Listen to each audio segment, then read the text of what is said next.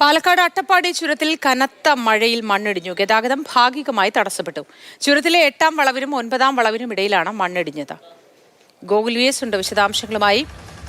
ഗോകുൽ, ഗതാഗതം പുനഃസ്ഥാപിച്ചോ? കൂടുതൽ വിവരങ്ങൾ എന്താണ്?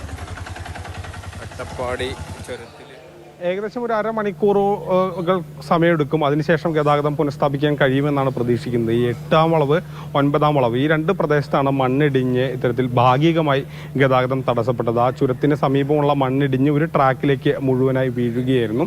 അങ്ങനെയാണ് ഒരു പ്രശ്നമുള്ളത്. പാറയും മണ്ണും നീക്കം ചെയ്യണം. JCB എത്തിയ ജോലികൾ ചെയ്തുകൊണ്ടിരിക്കുന്നുണ്ട്. ഫയർഫോഴ്സ് സ്ഥലത്തുണ്ട്, പോലീസുണ്ട്, അങ്ങനെയുള്ള അധികൃതരുമുണ്ട്. ഏകദേശം ഒരു അരമണിക്കൂർ കൂടി സമയമെടുക്കും ആ മണ്ണ് പൂർണ്ണമായും നീക്കം ചെയ്യാൻ. ഇന്ന് രാവിലെ ശക്തമായ മഴയാണ് അട്ടപ്പാടിയിൽ അനുഭവപ്പെട്ടത്. അതിനെ തുടർന്നാണ് ഇങ്ങനെ 8-ാം വളവും 9-ാം വളവും ഇങ്ങനെ മണ്ണിടിക്കുന്നത്. സ്വാഭാവികമായും പല സമയത്തും ഈ കാലവർഷമായി കഴിഞ്ഞാൽ മഴ പെയ്താൽ അട്ടപ്പാടി ചുരത്തിൽ ഇങ്ങനെ മണ്ണിടിയൽ സാധ്യത വളരെ കൂടുതലാണ്. ഇന്നും ഇത്തരത്തിൽ രാവിലെ ശക്തമായ മഴ പെയ്തു. അങ്ങനെ മഴ പെയ്തതിനെ തുടർന്നാണ് ഈ രണ്ട് വളവുകളിലും മണ്ണിടിഞ്ഞ് അപകടമുണ്ടായത്. ശരി, ഗോകുൽ VS ആണ് വിശദാംശങ്ങൾ നൽകിയത്.